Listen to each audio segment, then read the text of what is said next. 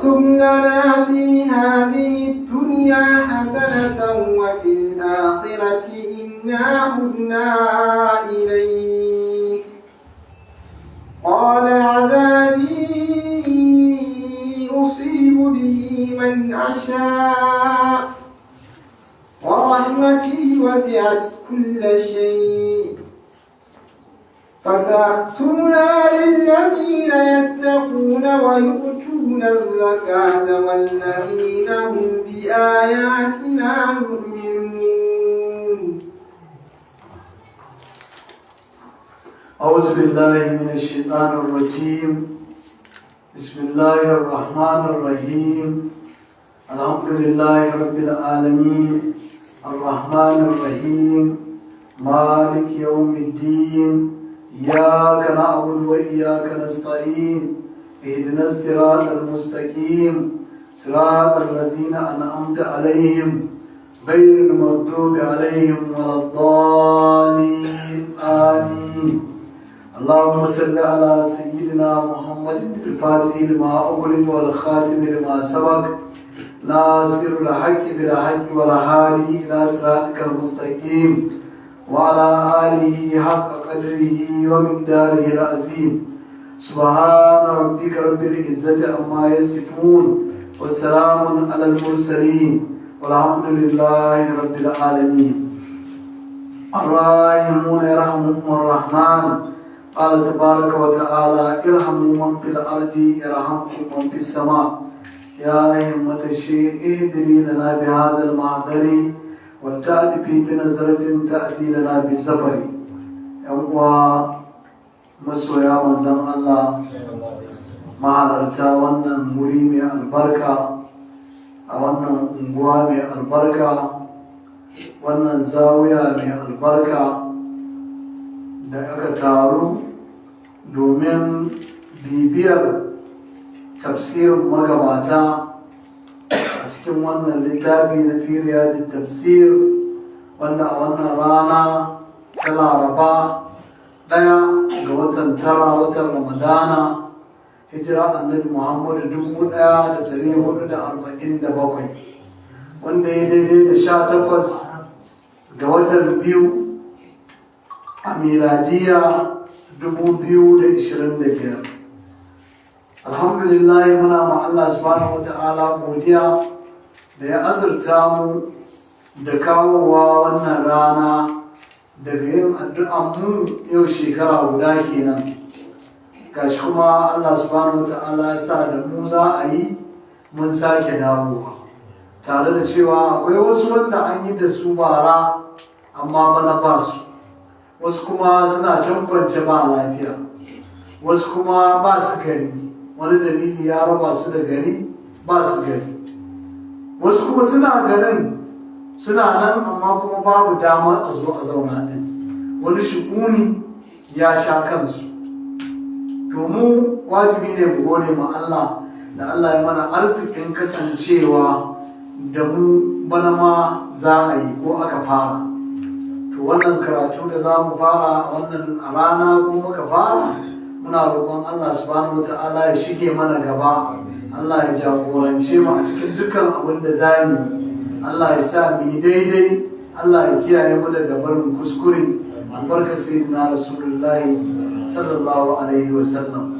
Kafin ainihin gabatar da ci gaba da wannan aya da Allah ya karanta, yana da kyau mai ma juna ainihin takadimi gabatar da abinda wannan wata mai alfarma mai albarka ya zo da shi, da kuma irin tsarabar da ya kamata mai hankali mai tunani ya tattalan ma wannan watan, ya tattale ka ma wannan watan.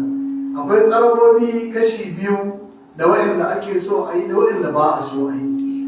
To duka dai ma'ana zikira ne tabba'ul mumini, tunatarwa ce, tunatarwa tana amfanar da mumini.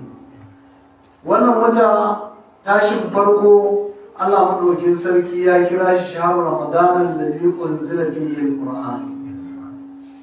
Wannan wata ne wanda Allah subhanahu wa ta'ala ya saukar da Al-Qur'ani a cikinsa. a cikin wannan wata.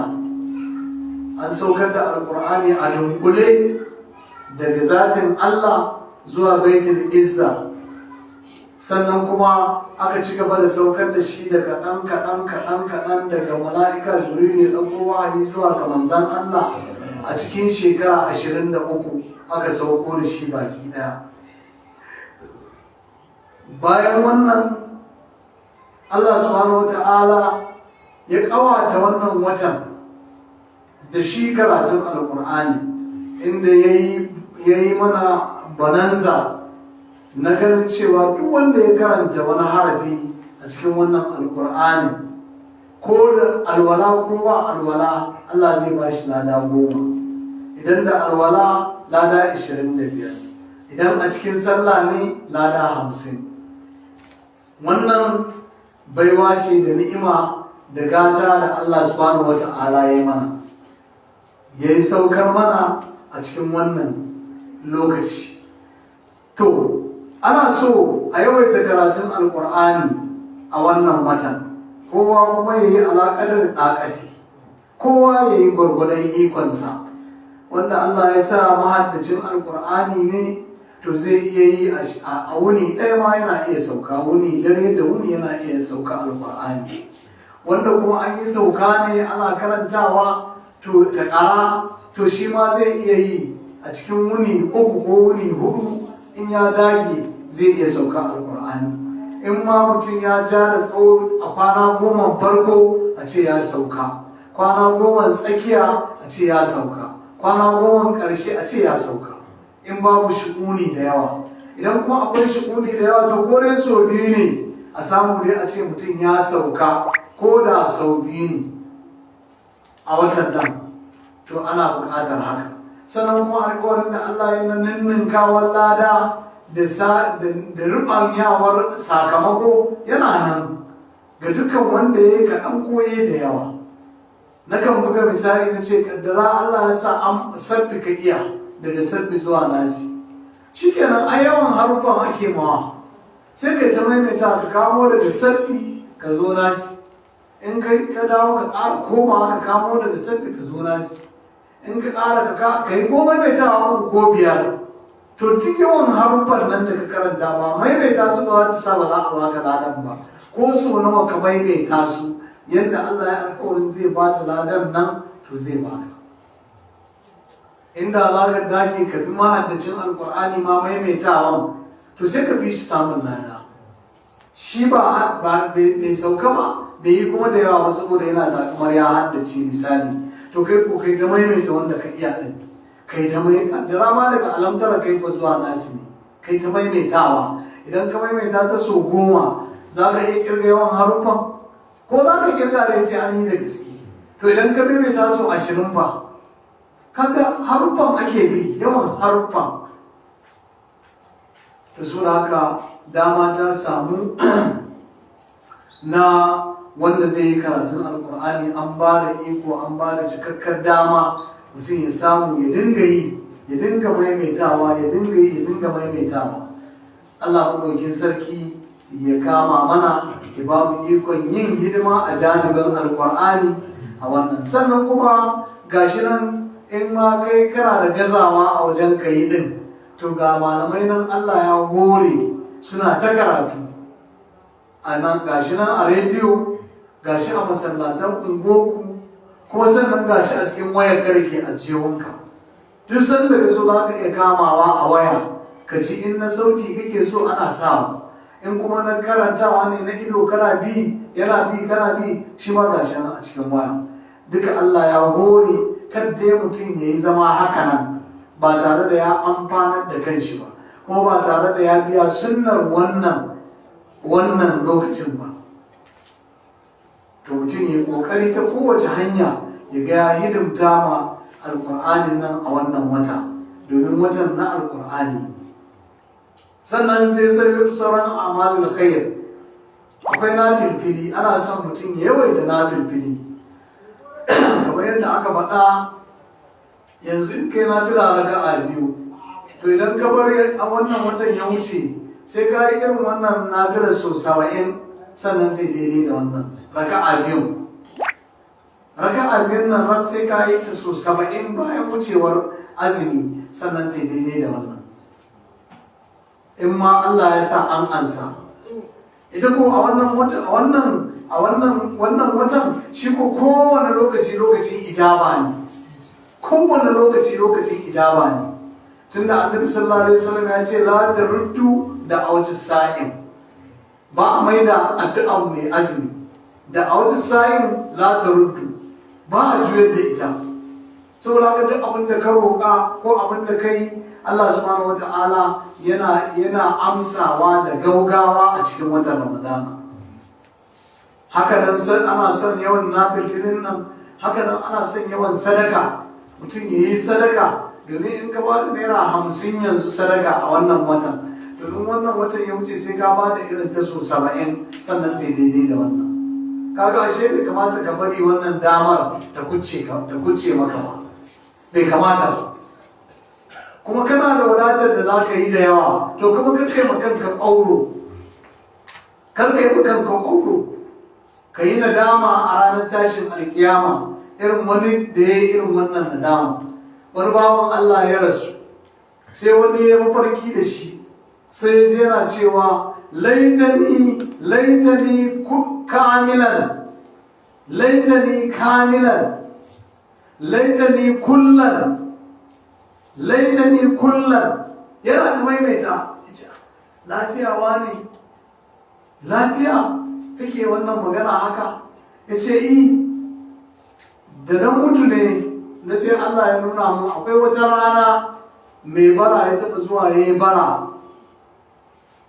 bara sai na ɗauki ɓallin gurasa sai na karya biyu sai na bashi ɓalli.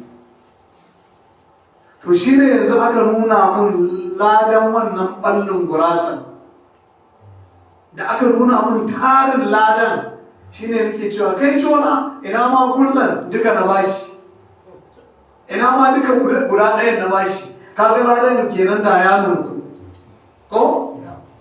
Shi kenan sai aka kira cewa laitani jadidan, ina ma dai a ce sabo na bashi. Ce lafiya, ya ce wani ne mai neman taimako ne ya zo ce in taimake shi da sutura, sai na ɗauki tsohuwa wadda na ɗan sassa ta ɗan ji jiki sai na bashi. To yanzu da na je lahira sai na ga ladan da na ba da wannan sutura tsohuwar, na ga tarin ladan da Allah ya aje mu, shine nake da dama ina cewa laitani jadida, ina ma sababbi na ɗauka na bashi, ina ma sababbi na ɗauka na bashi. Kaga ladan da ya nunnuku kenan, da ya nunnuku kenan. To kaga irin wannan nadama, dama annabi ya ce da mumini da kafiri kowa sai ya yi nadama ranar kiyama. Shi kafiri zai nadama me yasa da yi aiki ke ya laita ni, da ina ma na yi aiki kyakkyawa, ina ma na yi aiki kyakkyawa, ina ma na yi aiki kyakkyawa. To ta wuce, a nan ake yin wannan, amma a can ta riga ta kuɓuce. Ina ma dai a ce na bi Allah, ina ma an jinkirta mun wa asaddaka wa akun min salihin, in dawo duniya in gaskata in yi sadaka in zama cikin mutanen kirki. Amma nan ko da ba faman da ba a yi da shi ba, ya yadda ya ga Allah yaki, kamar ga ce yana da dama. To kafiri kenan. Ina wani ma ya ce ya laita ni kuntu turaba, ko wani wuri ya ce ina ma a ce ni yadda aka ce ma dabbobi ni ma a ce mun. Rannan ya so a ce dabba ma ta fi shi matsayi, ta fi shi mukami, har yana so a ce yadda dabba ta yi to shi ma ya yi, ya koma a ce shi ma ya zama turbaya, ba za a yi mai hisabi ba za a yi mai kaza ba. To haka mumini idan ka ɗima kanka ƙaurin aikin alhairi, to za ka yi nadama ranar kiyama, kamar yadda wancan mutumin yake ganin dama a ce kaza yi, dama a ce kaza yi, dama a ce kaza yi. To so da haka yan uwa, in kana da ikon yin sadaka za ka ba da naira 500 baka taɓo a cikin dukiyarka baka ji komai ba abin da Allah ya hore ma, to ka kai ƙasa da 500 ɗin. In dai baka ɗora ba to ka kai ƙasa. In ba ka da shi kana iya ba da 200, to kaka ɗau naira 50 ka bada. Kana iya bada 200 ba tare da ka ji gata ka ji wani abu ba, to kaka ɗau 50 ka bada. ba da 200 ko ka ɗora a kan 200. Idan kana iya ba da naira 100 to ka dawo ka ɗau naira 10 ko naira 20 ka bada. In ka ba da 100 ba abin da zai taɓa ka a dukiyarka ko a harkarka, to ɗauki 100 ka bada ko ka ɗora a kan 100. To in har zuciyarka ta yadda kana aikata wannan, to ka wuce waccan nadamas. Ka wuce wannan nadama, amma ma damar ba da ma sai ka yi yaƙi da zuciya, ka yi dukkan shaidan ya daddanne ka, ya hana maka sakat, ya hana ma sakat, ya zama ka kasa yin wani abin kirki. To nadama kam an fara shigar ta kenan. Allah ya kiyaye. To so da wajen infaki da sadaka, to ana bukata mutum ya yi ƙoƙari ya aiwatar da abin da ya kamata. Sannan a amalul khair, ayyuka na alhairi na gaɓoɓi, sadar da zumunta, zuwa ziyara dan Allah, zuwa gaida mara lafiya. Wannan watan to wata ne na garaɓasa, wata ne na garaɓasa. Saboda haka ‘yan uwa a ƙoƙarta a ta yi, ba daɗi kam kana cikin jin yunwa, kana ka sha kishi ga yunwa, kawai sai ka ce, sai a ce ka zo mu ta makera, ko zo mu je janaral gaido wani, kila ma ba kudin abun hawa, da kafa za a tafi, babu kudin abun hawa, da kafa za a, kila kuma a ce a yi jariri abi yana can asibitin abi, gashi ba kudin abun hawa, a bi ta bypass, a daure a je din, a daure a jan. Dama ai hujubatul jannatu bil makari. Duk abubuwan da ke kewaye da aljanna abubuwa ne na ƙi, ba masu daɗi ba, ba masu daɗi ba. To ka daki ka ɗauki dukiyar ka bada, ka je da jikinka ka aikata. Zumunci kuwa ainihin kowanne wani hannu ala zalika min shahidi, kowa masani ne da irin sakamakon zumunci. Ta hanyar wannan mutum da ya tafi zumunci saboda Allah ya aiko mala'ika Jibril ne ya tarbe shi a hanya ya tambaye shi. Ƙarshe da shi da wanda za a je a ziyara, wanda za a ziyarce shi ma bai san an taho ba, bai san za a wurin shi ba, amma sai Allah ya ce to a ga mai da shi da wanda zai je ziyara duk an gafarta masa, saboda ya kudurce kyakkyawan aiki dan Allah zai yi ba da wani abu ba. Zai je ziyarce shi dan Allah, mala'ikan ya jaraba shi, shin akwai wani abu da kake sa ran in ka je zai baka ne, zai baka wasu ɗan kuɗi ne, ko sutura zai baka, ko yana baka wani abinci ne. Ya ce ni ba wani abu, kawai zan je in ziyarce shi ne saboda Allah, dai ina son shi saboda Allah. Ya sake tarbe shi ya ce malam wannan rana, cikin rana ka kama hanya ka bi ƙauye kai kaɗai, shin wai wani abu za ka samu ne? Inda zai ce ba abin da zan samu, ni dai zan je ne in ziyarce shi dan Allah. To ya ci jarabawa, aka aiko aka ce to da shi duka Allah ya gafarta masu. Ta ga zumunci kenan. To ballantana kuma maganganun da Allah ya faɗa game da zumunci, wanda ya sadar da shi na sadar da shi da rahmata, wanda ya yanke shi ma na yanke shi daga rahmata.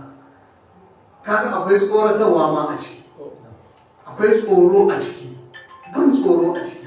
Da sauraka ‘yan uwa a dinga ƙoƙarin sadar da zumunci. ‘Yan uwarka mace, yadda ce ko ƙanwarka ko yadda ka haifa, kawai ta ji an ce babanta yana sallama, mai gidan na nan ana sallama, in ya hito ya kowa ya ce ai baba ne, baba ya zo gidan nan, ya za ka ji farin ciki da jin daɗi.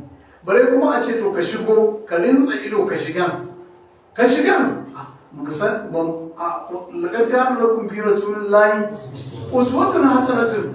Ba nan muke jin labarin annabi sallallahu alaihi wasallam zai tashi daga gidan shi je gidan sayyidina Aliyu ba, ya je shiga ɗakin Fadima ya ce kin rage dan wani abinci. Sayyidina Rasulullahi ba, Fadima akwai wani abu a ɗakin nan naki? Har aka kwaikwayi irin abin da Maryam ta yi da ita da Zakariya, anna laki haza. Ya je ya ce da ɗan wani abu a cikin ɗakin nan, ba ta ce babu ai ba daɗi. Shikenan ta duba daga ƙarƙashin gado ta ɗan laluba nan ta samu ɗan wani ɗan ƙashi da ɗan wani ɗan nama ɗan kaɗan a cikin kwanan ta rufe ta je ta gyaggyaro ta kawo ruwa ta kawo abin kan ta dawo Allah ya cika kwanan da nama ya cika shi tab da nama ita ma bata sani ba ta zo ta kawo mai gida ɗan abin da bai in ya haka ya tsame shi kenan yana buɗewa ko sai ga nama cike da kwano yana ta tirfi haka maimaita zakariya da shi da maryam ko ya maryamu anna laki haza ya faɗi mutu anna laki haza ina aka samu wannan ce wa min indina to kuma akwai ranar da aka je din aka ce ba komai gidan ya tashi ya wuce gidan abubakar aka je wurin abubakar yaya gidan nan ya ce wallahi yau shi ma gidan haka ne aka tashi ce aka je wajen sai na umar shi ma sai na umar ga manyan baki sun zo yaya gidan nan akwai labari ce ka yau gidan nan ana ne cikin jarala ya ce to ku zo mu ta yi aka yi dawa aka nufi riga to annabi sallallahu alaihi wasallam haka kawai yakan tashi daga ɗakin Fatimatu Zahra ya je ya shiga cikin ɗakin ta ya zauna to ko yanzu in kana da ya kai mata irin wannan za ka ga irin farin cikin da za ta yi da jin daɗin da za ta yi ko kanwa ce in yaya ce ai to ka ɗauka kanwa kana jin kunya ka je ɗakin kanwa ka ce zumunci ne za ta ji daɗi in a gidan mutane da yawa ne kuma ka siya mata daraja ka siya mata kima za a daga ganin girmanta da darajarta mahaifinta ya zo har cikin ɗakinta ko wanta ne ya zo ya gaishe ta to mun koya a wajen mai gida sallallahu alaihi wasallam yana yi an karanta an faɗi ba adadi ya je ɗakin Fadima ya je cikin tare da sayyidina Ali ya je ya ɗauki su Hassan da Husaini tun mun ga wannan to ƴaƴa mata musamman mata suna son irin wannan suna son wannan ni na kan gwada duk ƴata ba wadda ban ji ban zuwa ɗaki ne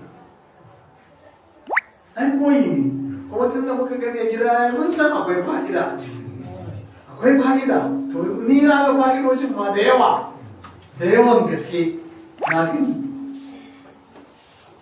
ko jiyan nan an yi irin wannan mun tafi nan garin sabuwa an yi rashe-rashe har kashi uku to akwai wata yata da take aure a can to ki sirikarta mijinta ya rasu shi kenan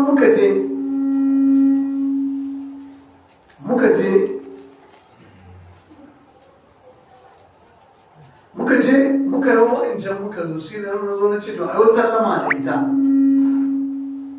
sallama da ita ta zo mai mata ta'aziyya ta fito a guje baba sannu da zuwa ku shigo na ce a gida cike da mutane a shiga sai ai shiga ake yi shigowa ake yi kafin mu shiga sai ga duk har masu takabar duk sun taso an ce ga babanta nan ya zo duk matan gidan suka taso haka ya fara ga babanta ya zo aka ba mu wuri muka zauna muka yi ta'aziyya muka yi addu'a ana ta godiya maza da mata aka rago mu yanzu ba a saya mata mutunci ba kila tun da aka yi rasuwa irin wannan bai faru ba in ba a kan mun ba wani bai zo mai irin wannan musibar ba ka gani ka kara mata kima ka kara mata daraja idanun dukkan wanda suke tare da ita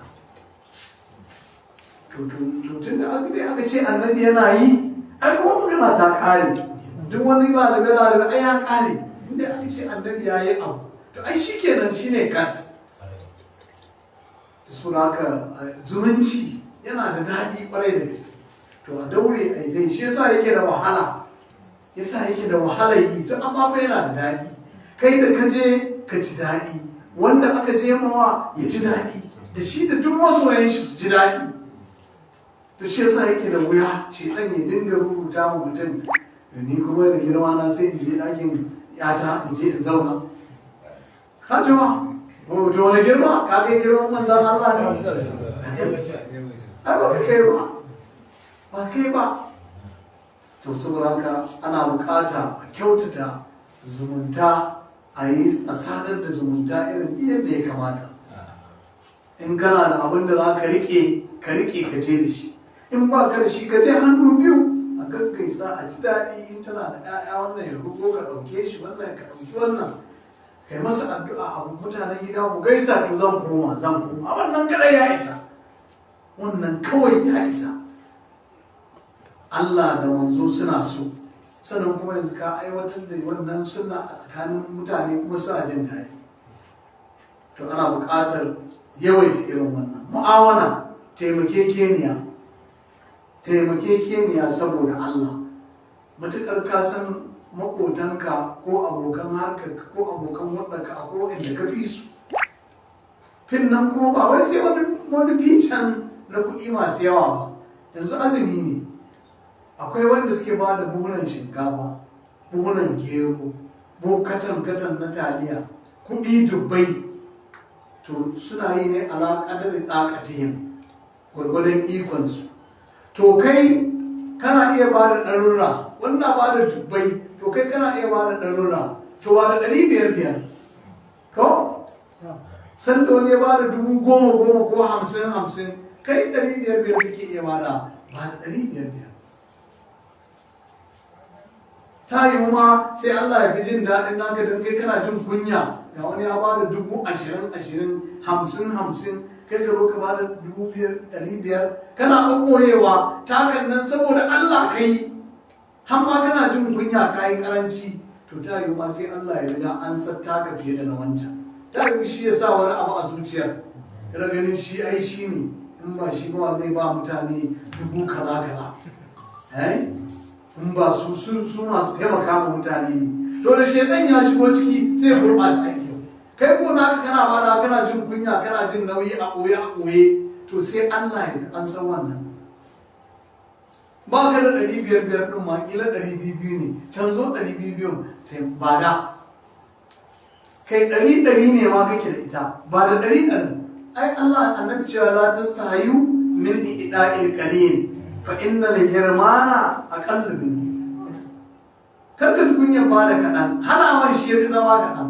Yanzu mutumin da ka ɗauki naira 100 ka bashi ya shiga gida aka ce to mai gida ba gishiri. Yanzu gishirin naira 100 ba za a yi miya da shi ba. Bai ba shigewa. Kada bai shigewa. In kanwa ce aka ce to kunu ba kanwa. Ka ba da 100 aka so kanwa 100 a iya zuwa ta kunun jiya ɗaya. Haka ba za ta. In magi ne aka ce 100, ai zai tallafa. Musamman fari din nan. Na ɗarin nan aka sa shi a ƙaramin miya ai lafiya nan. Ta ga naira 100 ta yi aiki, kai da kake ganin ƙilar ƙanƙantar ta ce. In ƙila da tilo ne ka ba shi naira 100 mai goro ta zo sai goron naira 100 ko da 50 ma ya canza 50 ya sa a jiwon shi, ya sai na 50 ya yi amfani da shi. Kaga ɗarinka ta yi har da canji. To annabi sallallahu alaihi wasallam duk ya gama mana magana. Ya ce la tastahayu min ilahil kalim fa inna al-hirmana aqallu min. Kakka ji kunya ba da kaɗan. Hanawan shi ya fi zama kaɗan. Idan su akwai naira 545 da naira 50, da 44 da naira 50. Ana ta neman ciko su kai da biyar sai ga naira 50 ɗin ka kawo ka bada. Sai aka ce shi kenan ga 50 ta zo. Shin lissafi bai cika ba? Lissafi ya cika. Su haka karka ɗauka sai su alhaji wani suke iya yi. A'a, kowa na iya yi gwargwadon ɗakashi, gwargwadon ikon shi. Ka ba da gwargwadon abin da Allah ya kore ma. Abin da dai ba a so, maganar da muka yi ɗazu. Kana da ikon da za ka ba da 1000, sai ka zo ka ba da 50 ko 100. Haka ka yi ma kanka ƙwaro. Ranar kiyama sai ka yi nadama. Da 500 ɗin ma ka bada ko me fiye da haka. To wannan ana bukata musamman kuma a irin wannan lokaci. Sannan iftaris sa'in, buɗe bakin mai azumi. Annabi ya ce man aftar sa'iman falahu ajru misli sawmihi ko siyami. Wanda ya auka ma ƙara Rasul sallallahu alaihi wasallam, wanda ya buɗe bakin mai azumi za a ba shi lada kamar na wanda ya buɗe bakin nashi. Idan ka yi azumi ɗaya sai ka ciyar da ka buɗe bakin masu azumi mutum 3, ka sai masu abinci ko abin sha suka ci suka sha suka ji da har ya gamshe su, ko kuma mai gida ne ka sai shinkafa tiya ka aika mai da kudin cefane, ranar ana ta neman na fatan ma bai samu ba, kawai sai ka tiya 2 ta shinkafa da taliya har da kudin cefane, kudin cefanen ko masu kauri, har ma kila dan wani abu ya shiga ko kifi ko dan nama ranar gida da yara da manya aka yi ta haje to duk wanda ya azumi a ran nan kai kana da ladan naka azumin, in sun kai mutum 10 a gidan to kana da ladan azumin mutum 11 a wannan wunin. Allah zai baka ladan azumin mutum 11 naka ɗaya na waɗanda ka ciyar mutum 10. kin zo na ayi sakaci da wannan, ayi sassauci da wannan, saboda kuma annabi sallallahu alaihi wasallam saboda gudun cewa ai ni ban da shi yace ittaqullaha walau bi shiqqi tamratin, ku ji tsoron Allah ko da na ballin dabino ne, ai fattaqun dara walau bi shiqqi tamratin, ku ji tsoron wuta ko da ballin dabino ne, dabino guda ɗaya ne kake da shi a jihunka za a yi buɗe baki ga wasu kusa da kai, kaga bai kamata ka tura duka ba, tunda annabi ya ce wanda ya zama zai yi buɗe baki to yayi da dabino, fa innahu barakatu, domin shi dabino albarka ne. Fa in lam yastati falyuftir bil ma fa innahu tahurun, in bai samu dabino ba to ya buɗe baki da ruwa pure water wanda ba zoɓo ba ninja ba coca cola ba, kuma su ma dai in ka tafi a wani wuri ai ruwa ne su ma ruwa ne, to amma dai ana nufin pure wanda ba wani abu da ya shige shi. Annabi ya ce domin shi mai tsarki ne. To sai ka zo da dabinan ka kwara daya ka fasa, abu na kusa da kai ya ce to ga dabino ne ba yawa, ya ce ai ba komai koya aka samu ai yayi, sai ka fasa ka bashi, wannan rabin shi ma sai ya fasa shi biyu sai ni kamun, kaga mutum 3 kenan. Kai ma haka sai wani zai ka fasa shi ka ba ni, kaga dabino daya mutum 4 sun yi buɗe baki da shi, mutum 4 sun yi buɗe baki da shi. Murani ne ka tattauna shi ka haɗe, to sannan duk abin da zaka zuba kuma ka ci gaba da zuba. To ina ga a ce gida ne kai masu hidima suka je suka yi wanda ka suka yi haje da abinci a koda wannan wunin ɗayan kawai, to da za a nuna ma sakamakon abin da ka samu da ya ka ɗauka rayuwarka duka baki ɗaya ka tafi da ita akan haka. To akwai buƙatar ciyarwa in baki a wannan lokacin. Abincin nan dafaffe ne ko ɗanye ne, tsabar shinkafa ce ko masara ko dawa ko gero ko alkama ko taliya ko fulawa, ka auna ka aika ka kukkulla ma makuta aka babbana, ko kuma dafaffe ne su ƙosai ne aka bada wake da mai aka toya na tiyoyi aka fito da shi masallacin nan masallacin can da inda jama'a ke taruwa aka je aka aje kula, ko kuma abun fenti roba fenti aka buɗe yana ta jiriri, mutane aka ji ɗiba ana badawa ana buɗe baki, ko abin da ya kama da irin wannan ƙofa buɗe take, dama ce an faɗi an maimaita, wata ne na tadlifil amal ninninkawar ayyuka. Duk wannan abin da ake faɗi in ka yi shi yanzu in azumin nan ya wuce sai ka yi sau 70 sannan ya daidai da wanda ka yi so ɗaya ana. Da so da haka ɗan uwa akwai buƙatuwa na a zazzage damtse kuma a yawaita ibada, ba karatun ƙur'anin nan kaɗai ba, a yi taiwar na filfili, na fila kafin azahar, na fila bayan azahar, na fila kafin la'asar, na fila bayan magariba, na fila kafin isha'i, na fila bayan isha'i, ƙiyamun laili, tahajjud, raka'atan al-fajr, ga shafa'i da wutri. Ai ta yi da rana, bayan rana ta ɗaukako kai alwala kai ta yi irin salatu tasbihi din nan da annabi ya falalolinta da yawa. To jama'a duk ai ta yi, lokaci ne yanzu wasu ba su bana, babu su bana. Yanzu da muka gama sallar tarawih mun nake cewa Allah sarki, mahaifiyar malam awwal nan bare da su muka yi ta tarawihin nan, da su muka yi ta tarawih. Da zama nan makarantar su da na shiga aka buɗe tafsiri na bana da aka fara, sai da aka yi wannan magana ce ga kawarta nan bamuwa tare suka zo aka yi ta karatun wannan da su tafsirin bara muka yi ta tarawihi da su da matar shi da suka su duk ba su a unguwar nan kowa ya san adadin wannan ma ya mutu daga wannan lokacin ma ya san adadi to kaga mu da Allah ya sa mun kawo lokacin to sai mu kokari ba mu sani ba baɗi da mu ko ba mu to in ka burji abin da ka rida ka fafaki abin da ka fafaka to sai a jira baɗin in Allah ya sa muna ciki sai a ƙara in kuma Allah ya sa mu ciki abin da muka samu mun samu maimakon a ce ba ka yi ba yanzu kuma baɗin ba ka kai ba kaga an yi asarar lokaci da yawa an rasa abubuwa da yawa su da ka yan uwa a zazzage damtse kafin zuwan goman ƙarshe a yi abin da aka yi sannan in goman ƙarshe ta zo ita ma kuma a ƙara zagewa a yi a samu abin da aka samu da fatan Allah ya shige mana gaba Allah ya karɓa mana dukkan ibadunmu abubuwan nan duk da ake tafaɗa Allah ya ba mu ikon aiwatarwa ya ba mu wadata ya ba mu arzikin da za mu ta yi gwargwadon ikon ya ba mu abun kuma ya ba mu zuciyar yi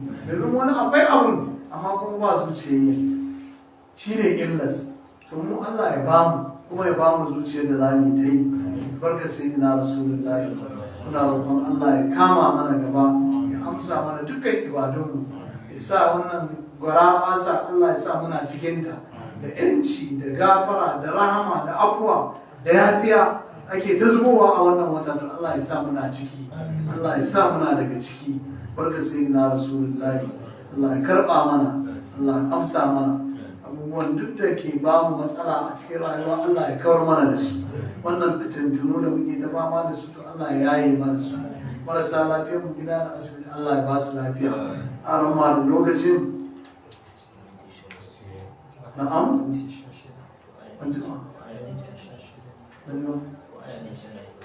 na'am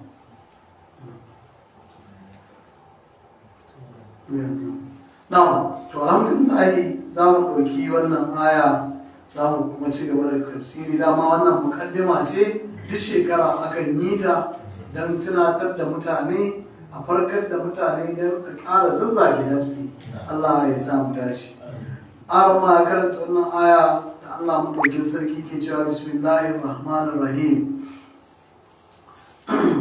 wa katib lana fi hadhihi dunya hasana wa fil akhirati inna hudna ilayka Allah subhanahu wata'ala ya ce wa katib lana ka rubuta mana ka wajabta mana fi hadhihi dunya hasana a cikin wannan duniya to ka wajabta mana kyakkyawan ayyuka wafil akirati haka nan ma a lahira hasana ka wajabta mana kyawawan ayyuka inna hudna ilaika mu ya rabbal alamina a tabbit tubna mun tuba hudna yahudu wai da ake cewa yahudu asalin sunan wa mai kyau ne asalin sunan mai kyau ne wai yahudu mai tuba zuwa ga Allah shine manufar yahudu mai tuba zuwa ga Allah inna hudna tubna ilayka mun tuba gare ka ya rabbi qala ta'ala qala yace qala azabi usibu bihi man asha to azaba ta dai ina samar da ita ne ina musibantar wanda na so da ita ina samar da ita ina aukar da ita ga wanda na so ta'azibahu in masa azaba wa rahmati haka nan rahmata kuma wasi'at kulli shay'in ita kuma ta yarwaci kowane abu rahama Allah ta yarwaci kowa da kowa hatta kafiri cikin rahamaniya yake numfashin da yake shaka ci da sha da yake ai rahama Allah ce in Allah ya so ya saboda fushi da shi da ra'ayi ai ko kofin ruwa daya da Allah bai bashi ba kafiri in ba da rahamaniya ba ko kofin ruwa ba za a bashi ba kama ya ci ya sha har ma ya fi ka lafiya har ya fi ka kuɗi har ya fi ka jin daɗi ya fi ka abin hawa to amma shi istidraji ne kai kuwa ka san cewa akwai sakamako da kake sa ran za ka je ka samu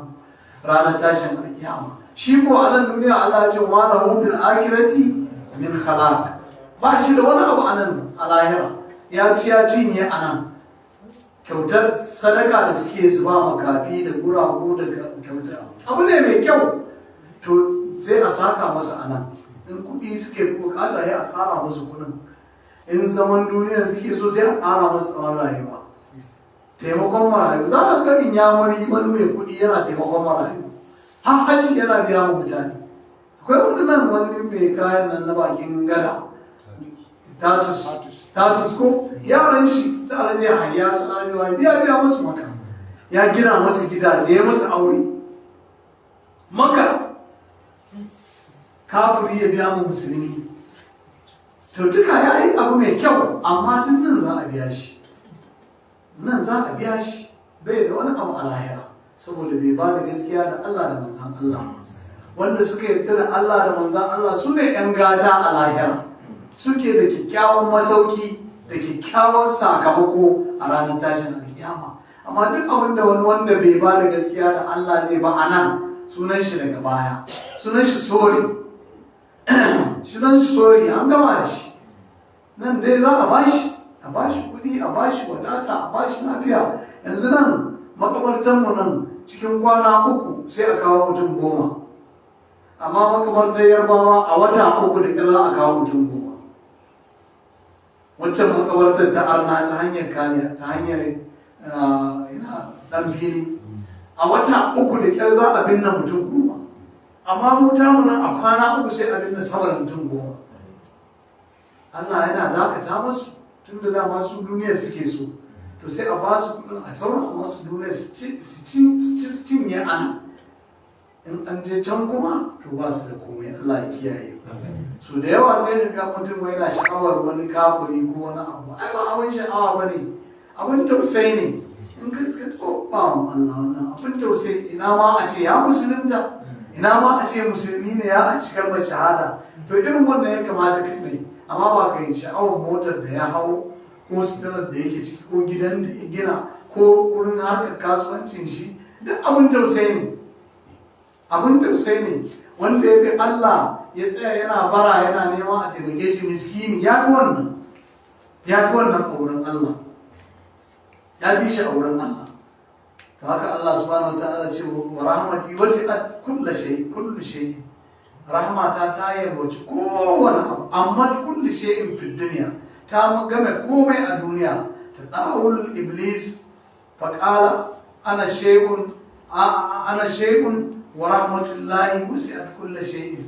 Wai shaydan yace to shi me yasa shi ba wani abu ne tunda an ce rahama Allah ta yarwaci kowane abu, to wai shi ba shay'un bane?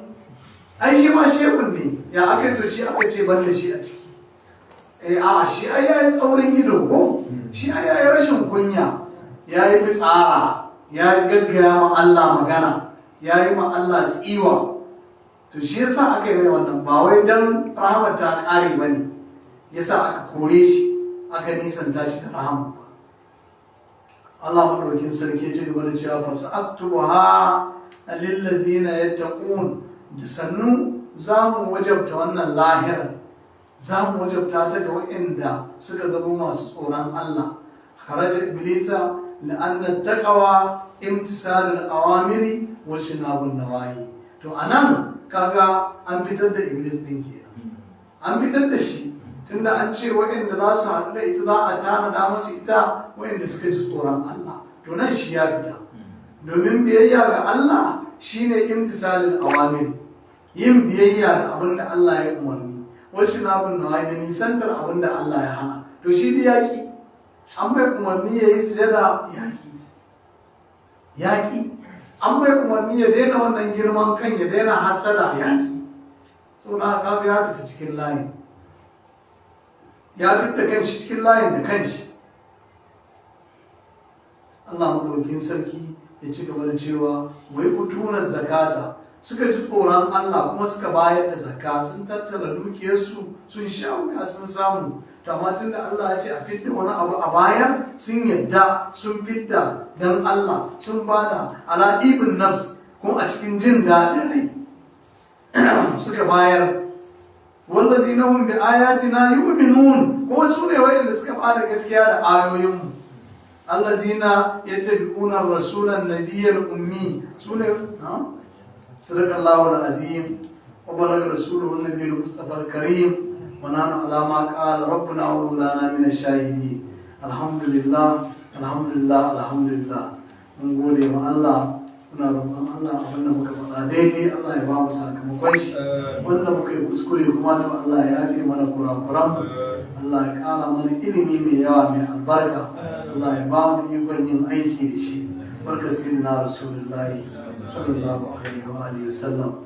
Shi yau barawa ne, to sai kuma gobe Allah ya so kawai sai a ci gaba da karatu a cikin yadda Allah, da fatan Allah ya kai mu goben lafiya, Allah ya ba mu iko ya zama da rai da lafiya. Barka sayyidina Rasulullahi sallallahu alaihi wasallam. Sallallahu alaihi. Sai tambayoyi idan akwai masu tambaya.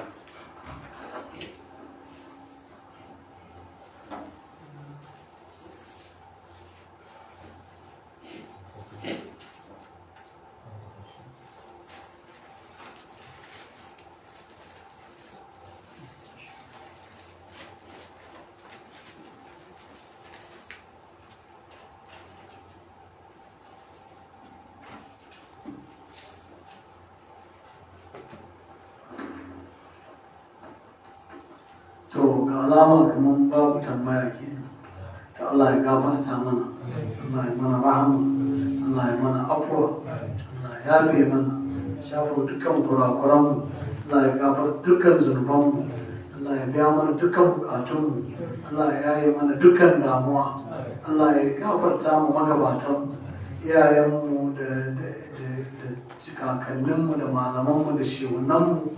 To Allah ya musu kyakkyawan sakamako da alhairi, Allah ya kai rahama a kaburburansu, albarka sayyidina Rasulullahi. Mu kuma Allah ya mana kyakkyawan karshe, Allah ya sa mu cika da kyau da imani, Allah ya amshi dukkan ibadunmu, Allah ya amshi dukkan ibadunmu, Allah ya sa muna daga cikin yantattu a wannan wata, barka annabi sallallahu alaihi wasallam, albarka sayyidina Rasulullahi sallallahu alaihi wasallam. Yan uwa Allah ya saka da alhairi, wannan kokari da ake ta yi na ganin cewa an yi hidima a janibin annabi Muhammad sallallahu alaihi janibin albarka Allah madaukakin sarki, to yan uwa ana ta godiya. Allah ya saka mu kowa da alhairi, Allah kuma ya ƙara mana fahimta da ganewa, barka annabi sallallahu alaihi wasallam. Fatiha da salatul fatiha.